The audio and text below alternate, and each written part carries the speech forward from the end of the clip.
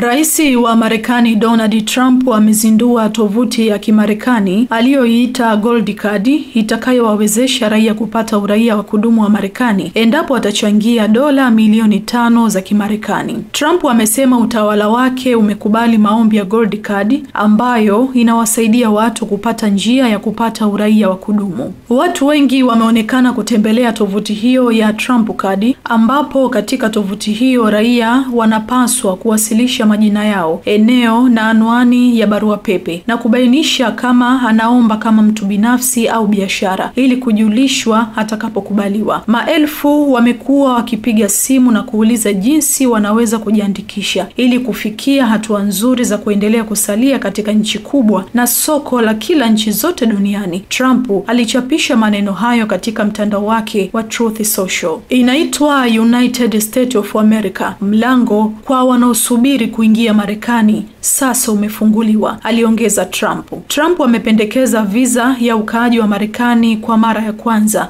kutolewa mwezi Februari mwaka 2026 na kusema kuwa utawala wake utawapa waombaji utajiri, kwani Gold Card inatoa haki za uraia wa kigeni kukaa na kupata kazi. Watakuwa matajiri na watafanikiwa na watakuwa wakitumia pesa nyingi na kulipa kodi nyingi na kuajiri watu wengi, Trump alisema. Wakati huo mnamo Aprili, Trump alionyesha mfano wa visa yenye sura yake kwa waandishi wa habari kwenye ndege ya Air Force One. Maafisa utawala wa Trump wamesema kadi hiyo itachukua nafasi ya mpango wa visa ambayo inatoa ukaaji wa kudumu kwa wahamiaji wanaowekeza angalau dola milioni 1.05 za Kimarekani nchini humo au dola 800 za Kimarekani katika maeneo yaliyotengwa kiuchumi. Haijulikani ni vigezo gani waombaji wanaweza kukidhi mbali na kigezo cha kwanza cha kuchangia kila mmoja dola milioni 5 za Kimarekani, ingawa utawala wa Trump umeashiria kutakuwa na mchakato wa uhakiki. Chini ya sheria za sasa za uhamiaji, wakaaji halali wa kudumu wanaweza kutuma maombi ya uraia baada ya miaka 5 ikiwa tu wanajua vizuri Kiingereza na wanaweza kuonyesha kwamba wana tabia njema ya maadili na wanajua kanuni na maadili ya katiba ya Marekani. Hii ni Msasa Media.